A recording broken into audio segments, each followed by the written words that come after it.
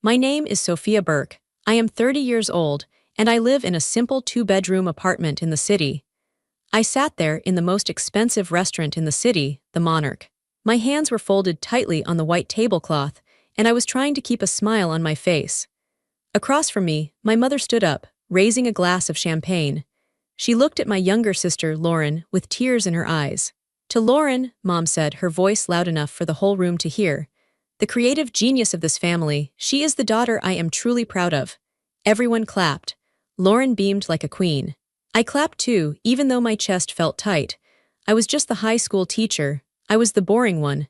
Then the waiter walked past everyone else. He didn't look at my dad. He didn't look at Lauren, whose brand launch we were celebrating. He walked straight to me. He dropped a black leather folder in front of my plate. I opened it. The total was $3,450. My mother leaned over and whispered, "You know teacher salaries are stable, Sophia, support your sister." That was the moment the silence broke. I looked at the bill. Then I looked at my mother. And for the first time in my life, I didn't reach for my credit card. But before I tell you how everything flipped, like and subscribe, drop a comment. Where are you watching from? My name is Sophia Burke. I am 30 years old. I didn't cause a scene. I didn't scream. I just slid the black folder back across the table. It made a soft scraping sound against the white tablecloth. "I'm not paying for this," I said. My voice was quiet. It was steady. The table went silent. My mother's mouth opened, but no sound came out. My sister, Lauren, looked down at her plate, suddenly very interested in her napkin. My father cleared his throat, looking annoyed as if I had just spilled a drink.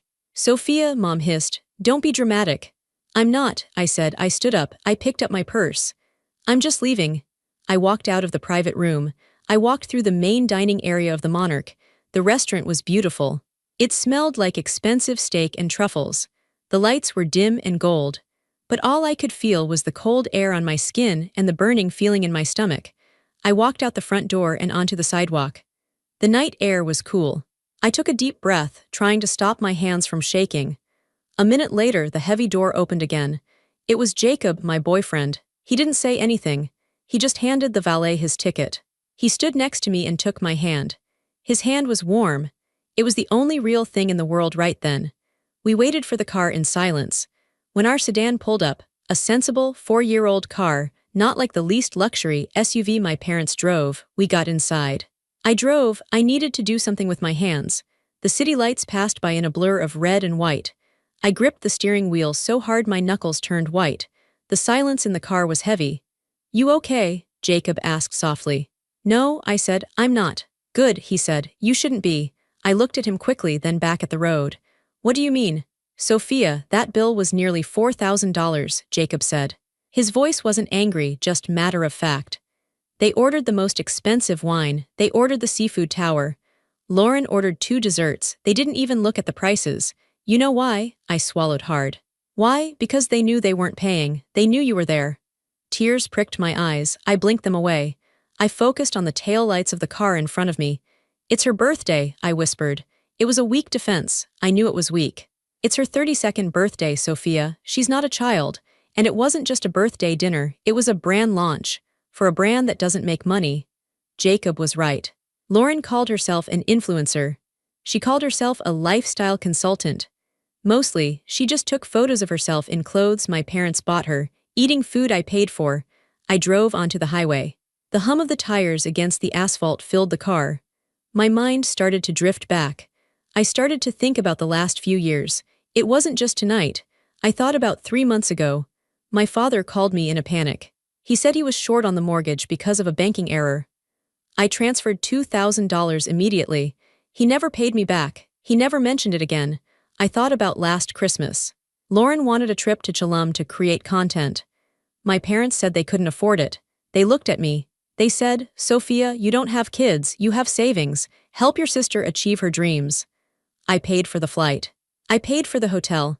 Lauren posted photos for a week. She captioned them, "Self-made, grateful for my hustle." She didn't tag me, she didn't thank me. I thought about the DUI.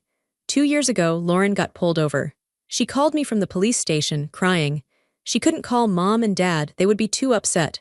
She needed bail money. She needed a lawyer. I drained my emergency fund, $5,000. I hired the lawyer. I picked her up. I drove her home. When we got to my parents' house that night, Mom hugged Lauren and cried. She made her tea. She tucked her into bed. Then she came out to the kitchen where I was standing. "Thank goodness you handled that," Mom said. "We can't have a scandal. It would ruin your father's reputation at the club." She didn't ask how much it cost. She didn't ask if I was okay. She just expected it. I was the fixer. I was the safety net. I was the wallet. I looked at Jacob. "I've been an idiot," I said. "You haven't been an idiot," Jacob said gently. "You've been a daughter who wants to be loved. There's a difference, but they are using that against you." "They praised her," I said. The words tasted like bile. Mom stood up and said Lauren is the daughter she's proud of, while I was sitting there, ready to pay the bill. "That's the part that makes me sick," Jacob said. "They insult you while their hands are in your pockets." We pulled up to our apartment building. It was a nice building but simple. We lived carefully, we budgeted, I was a teacher. Jacob was a graphic designer, we weren't rich. We saved, we cooked at home, we drove old cars. And meanwhile, my family was eating seafood towers at the Monarch. I turned off the engine. I sat there in the dark garage. "It stops today," I said. "I hope so," Jacob said. He unbuckled his seatbelt. "But you know what's coming next, right?" "What?" "The guilt," he said. "They're going to come for you. They're going to make you feel like the bad guy. Are you ready for that?" I thought about the bill. $3,450. I thought about Mom's whisper, "Teacher salaries are stable." "I'm ready," I lied. I wasn't ready, but I had no choice. We got into the apartment. It was quiet. It was our sanctuary, but the peace didn't last long. My phone started buzzing in my purse before I even took my shoes off. ZZZT. ZZZT. ZZZT. It was an angry sound. I walked to the kitchen island and took the phone out. I laid it on the counter. The screen lit up. "Mom, where did you go? Mom, the waiter is standing here. This is humiliating." "Mom. Sophia, come back right now." "Lauren, are you serious?" "Lauren, you just ruined my night. Everyone is staring at us." "Dad, unacceptable behavior." "Sophia, pick up the phone." My heart hammered against my ribs. It was a physical reaction. I was conditioned to panic when they were upset. I was trained to fix it. My thumb hovered over the screen. I wanted to text back. I wanted to apologize. I wanted to transfer the money just to make the buzzing stop. Jacob walked into the kitchen. He saw me staring at the phone. He reached over and gently placed his hand on top of mine. "Don't," he said. "They're stuck there," I said. "They probably can't pay." "They have credit cards," Jacob said. "Your dad drives a Mercedes. Lauren carries a Gucci bag. They can pay, they just don't want to." The phone buzzed again.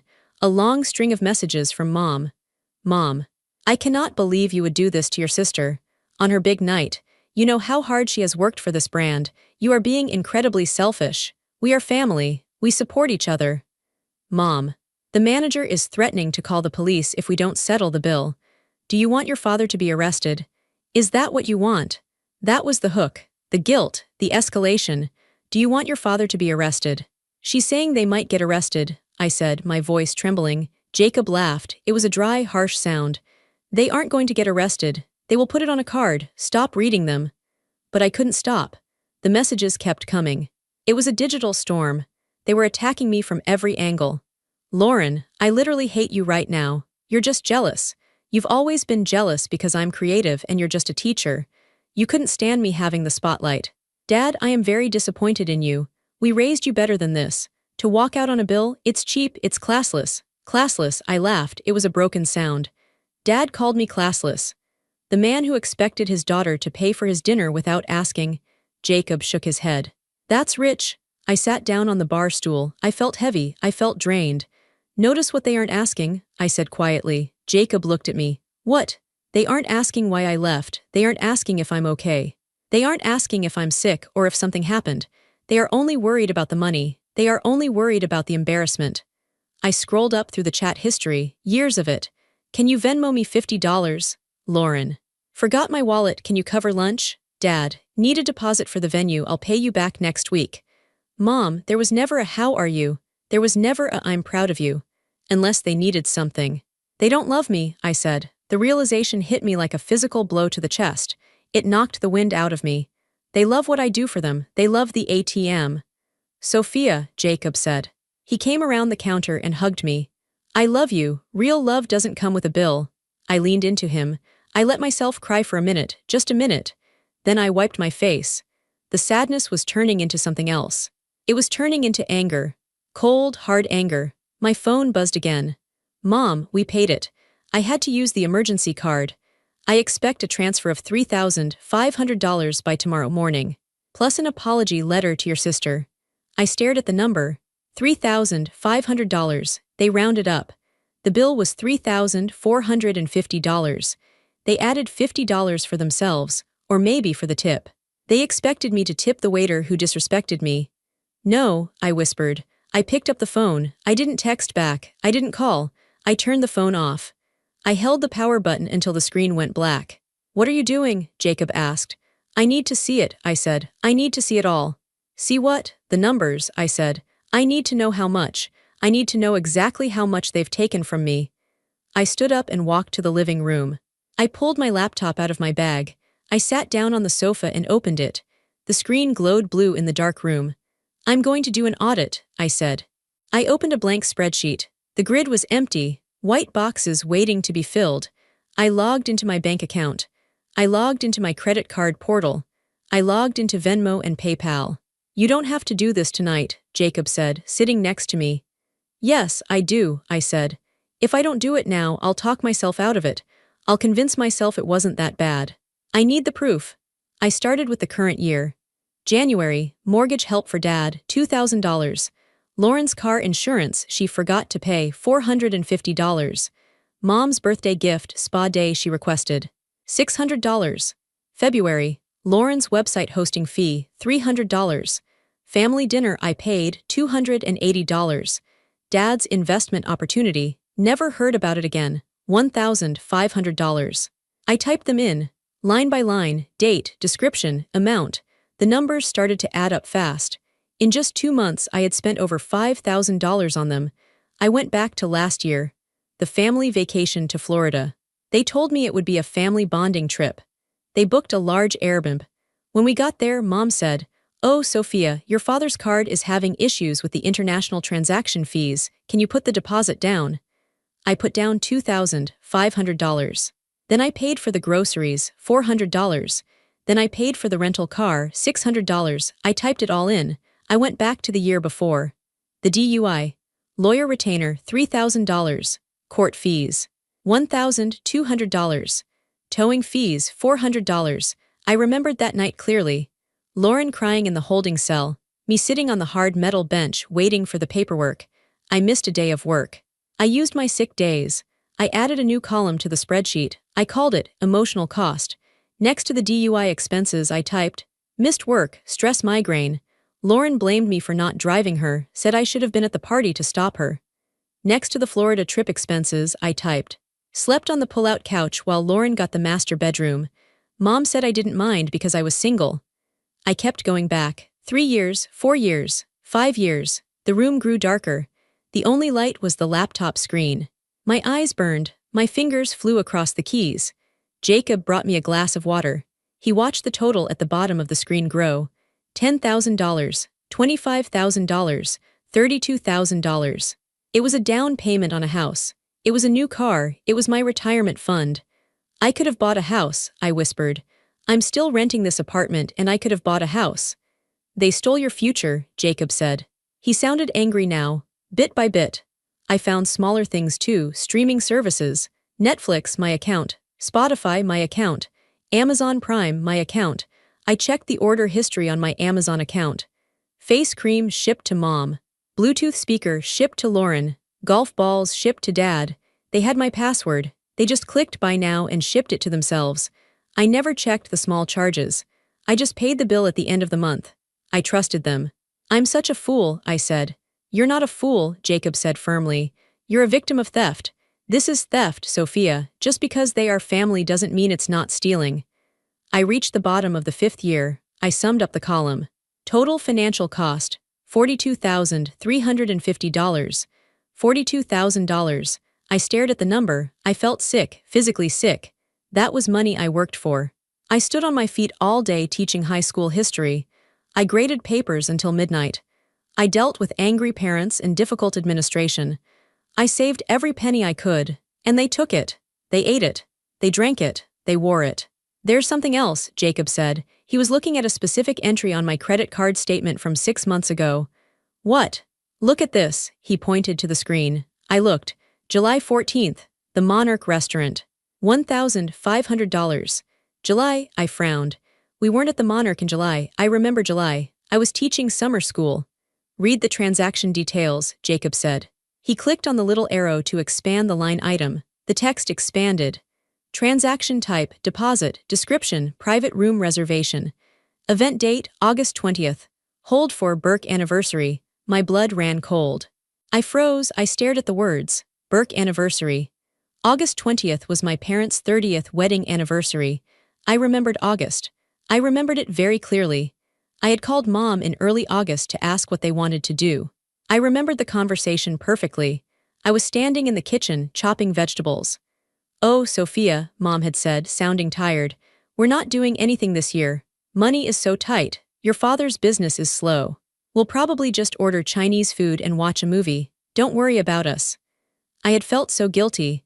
I felt guilty that they were broke, so I sent them a card with a $200 check inside. I wrote, "Have a nice dinner on me." They cashed the check, but looking at the screen, I saw the truth. They had booked the Monarch. They paid a $1,500 deposit. "They had a party," I whispered. "They had a 30th anniversary party."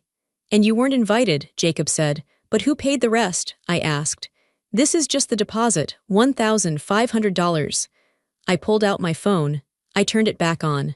It buzzed instantly with more angry texts, but I ignored them.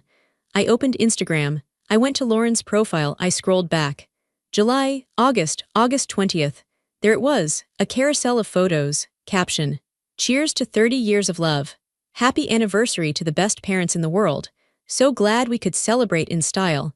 Number family, number love, number the Monarch." I swiped through the photos. Photo 1.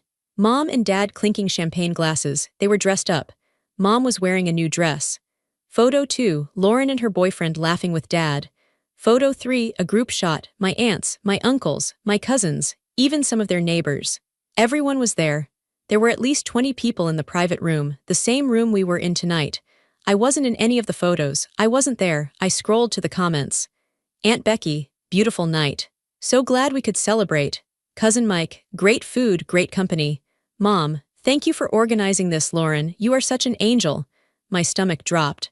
Thank you for organizing this, Lauren. I looked back at my bank statement. July 14th. The Monarch. $1,500. I paid the deposit. I used my card. They must have used my card number over the phone. Or maybe they swiped it when I wasn't looking one day. I paid for the deposit for a party I wasn't invited to. They told me they were staying home, I said, my voice shaking with rage. They told me they were broke. I sent them a check. They took my check and they used my credit card to book a party and they didn't invite me. Why? Jacob asked. Why wouldn't they invite you? I looked at the photos again. Everyone looked glamorous. Everyone looked rich. Because I don't fit the brand, I said. I'm the teacher, I drive the old car, I wear sensible clothes. Lauren is the influencer. Having me there, having the boring sister there, it ruins the aesthetic. Or maybe, I paused. A darker thought came to me. Maybe they didn't invite me because if I was there, I would know how much it cost. If I wasn't there, they could just steal the money for the deposit and hope I never noticed the charge. They hid the line item. I looked at the description again. The Monarch. If I had seen it back in July, I would have assumed it was a mistake or maybe a charge from a previous dinner. I rarely checked the details. I just paid the total. They banked on my negligence. They banked on my trust. I felt a fire start in my chest. It wasn't sadness anymore. It wasn't just anger, it was clarity. For 30 years, I thought I was part of the family. I wasn't, I was the staff. I was the silent partner. I was the investor.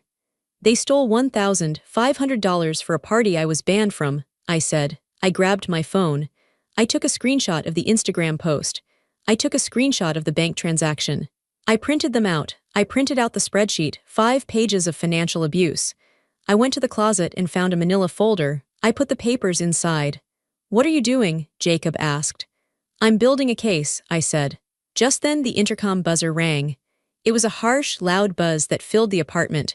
We both looked at the door. My phone lit up on the table. Mom, we are downstairs. Buzz us up. We need to talk. Now, they had come to me. Do you want me to tell them to leave? Jacob asked. He stood up, looking ready to fight. I looked at the folder in my hand. I looked at the spreadsheet. $42,350, plus the emotional cost. Plus the lies. No, I said. I felt strangely calm. My hands stopped shaking. The tears were gone. Let them in, I said. I'm ready to close the account. The buzzer screamed again. It was a long, impatient sound. It sounded like they were leaning on the button, refusing to let go until I obeyed. Buzz them up, I said to Jacob. Jacob hesitated. He looked at the door, then back at me. He was worried. He had seen me crumble before. He had seen me apologize when I did nothing wrong. He had seen me write checks just to stop the yelling. He thought I was going to fold again. Sophia, are you sure? He asked. We can just leave the intercom off. They'll go away eventually. No, they won't, I said. I smoothed the cover of the manila folder. They'll call the police for a welfare check just to force the door open. They'll scream in the lobby until the neighbors complain. The only way out is through. Jacob pressed the button. BZZZT. The lock on the downstairs door released. I heard the heavy thud of the main door opening 3 floors down. Then the sound of heels clicking on the stairs. They didn't take the elevator. They were storming up the stairs, energized by their anger. I moved to the living room. I didn't sit down. I stood behind the coffee table. It felt like a barrier. A fortress. I placed the manila folder in the center of the table. Next to it, I placed my phone, face up, recording audio. What's the plan? Jacob asked. He stood off to the side, leaning against the wall. He was my witness. I don't have a plan, I said. I have an invoice. I looked around my apartment. It was clean. It was simple. The furniture was from IKEA, bought 5 years ago. The rug was from a discount store. There were no expensive paintings. No crystal vases. My parents lived in a house full of velvet and gold trim, paid for by debt and my salary. The knock on the door was sharp.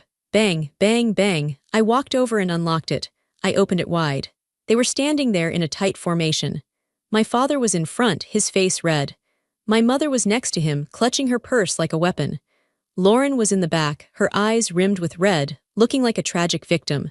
How dare you, my father boomed. He walked right past me into my apartment without asking. He looked around with a sneer, as if my home wasn't good enough for his boots.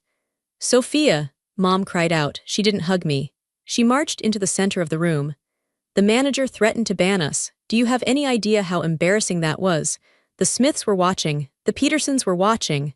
Lauren walked in last. She didn't look at me. She threw herself onto my sofa and let out a dramatic sob. My launch is ruined, she wailed.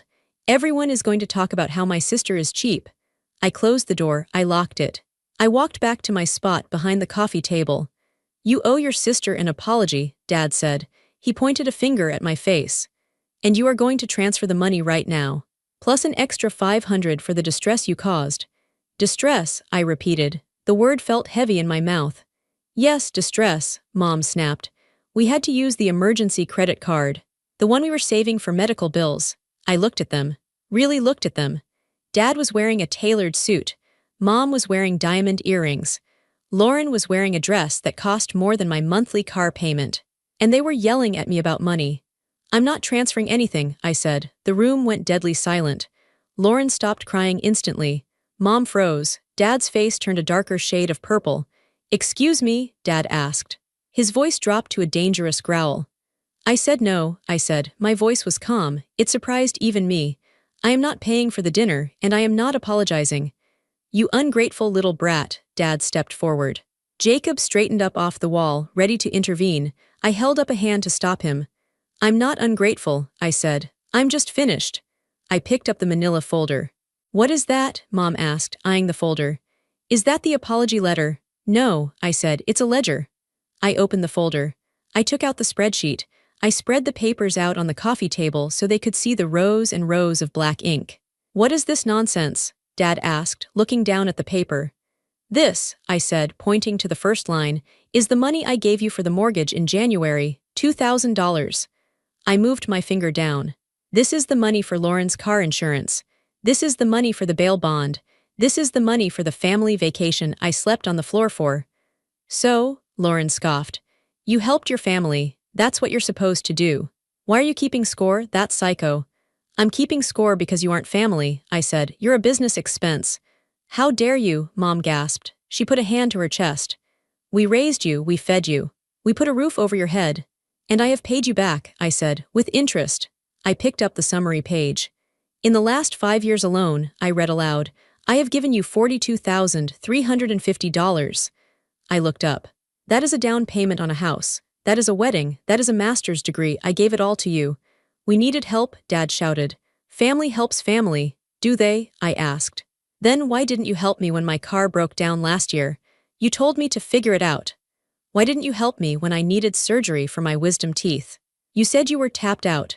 But the next week you went to a casino. We have expenses, Mom yelled. You don't understand the pressure of maintaining our lifestyle. Your lifestyle, I corrected. Not ours. Yours. I reached into the folder and pulled out the final piece of paper, the screenshot of the bank transaction, and the screenshot of the Instagram post. I slid them across the table toward my mother. Explain this, I said. Mom looked at the paper, her face went pale. The color drained out of her cheeks instantly. She looked like a ghost. Dad looked over her shoulder. He stopped breathing for a second. July 14th, I said. A charge for $1,500. A deposit for a private room at the Monarch, for the Burke anniversary party. I pointed to the Instagram photo of them clinking glasses. I paid for the deposit, I said. For a party you told me wasn't happening. For a party where you celebrated family, while I sat at home, thinking you were eating Chinese takeout because you were broke. Lauren looked at the photo. She didn't look ashamed. She looked annoyed that she got caught. We just didn't want you to feel bad, Lauren said. You're always so gloomy, you kill the vibe, we wanted a happy celebration. You stole my money, I said. You used my credit card without my permission. That is fraud. It's not fraud, Dad yelled. I am your father, I have a right to your resources. No, you don't, I said. You have a right to respect. And you lost that a long time ago. I stood up straighter. I felt 10 feet tall. You call me ungrateful, I said. You call me the stable one. You call me the safety net. But tonight, at dinner, you stood up and said Lauren is the daughter you are proud of. Mom tried to speak. Sophia, I didn't mean.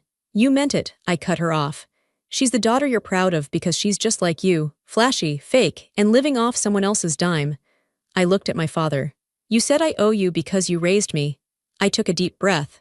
I am not your daughter anymore, I said. My voice was ice cold. I am your investor, and this investment has yielded 0 returns, so I am pulling my funding. The Bank of Sophia is closed. Dad laughed. It was a nervous laugh. You can't be serious. You'll be back. You always come back. You need us. I don't need you, I said. I never did. You needed me. I pointed to the door. Get out. You can't kick us out, Lauren said. She crossed her arms. I'm not leaving until you apologize and transfer the money. Jacob, I said, hand me the phone. Jacob handed me my phone. I am dialing 9-1-1, I said calmly. I am going to report a theft of $1,500 via credit card fraud. I have the receipt. I have the proof that I wasn't at the event. I have the IP address log from Amazon where you ordered things to your house using my account. I looked at my father. Fraud over a certain amount is a felony, Dad. Do you want that on your record at the country club? Dad's eyes went wide. He knew I was telling the truth. He knew the numbers were real. He looked at Mom. Let's go, Dad muttered. What? Mom shrieked. We are not leaving. She is bluffing. She's not bluffing, Helen, Dad snapped. He looked at me with pure hatred. It was the first time he looked at me honestly. There was no love, just anger that his resource was fighting back. She kept a ledger. She's been planning this. I didn't plan it, I said. You forced me to write it. Give me your keys, I said. What? Mom clutched her purse. The spare keys to my apartment, I said. I know you all have a set. Put them on the table. Now, I don't have them on me, Lauren lied. Check your purse, I said, or I call the cops. Lauren groaned. She dug into her expensive bag and threw a key onto the table. It hit the wood with a loud clack. Mom hesitated. She looked at me with tears in her eyes. Sophia, please, don't do this. We're a family. Who will we have for Christmas? You have Lauren, I said. She's the creative genius. Let her create a Christmas dinner. Mom slowly pulled her key out and placed it on the table. Dad slammed his key down. It bounced off the table and hit the floor. He didn't pick it up. You are making a huge mistake, Dad said. You are going to die alone. Better to be alone than to be bled dry, I said. They walked to the door. Jacob opened it for them. He didn't say a word. He just held the door open. Lauren stopped in the doorway. You're ruining my life. No, I said. I'm starting mine. They walked out into the hallway. The heavy door clicked shut. I threw the deadbolt, then the chain. I stood there, staring at the white door. I waited for the tears. I waited for the panic. I waited for the overwhelming guilt that always came after I stood up for myself. But it didn't come. Instead, my shoulders dropped. The tightness in my chest loosened. The headache that had been throbbing behind my eyes for years vanished. I looked at Jacob. He was smiling. "You did it," he said. "I did it," I whispered. I looked at the keys on the table, 3 little metal keys. They looked like trash. I picked them up and threw them in the garbage can. The apartment was quiet, but it wasn't a lonely quiet. It was a peaceful quiet. It was Sunday morning. Usually, on Sunday mornings, I would be panic cleaning because Mom might drop by. Or I would be rushing to answer texts from Lauren about her latest crisis.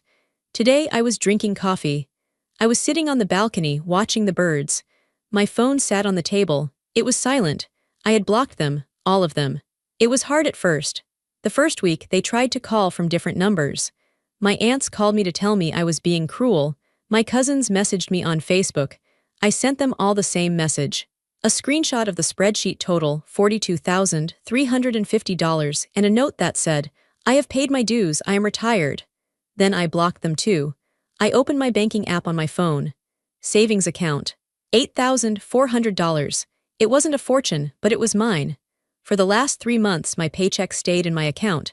No emergency transfers, no bail money, no paying for brand launch dinners.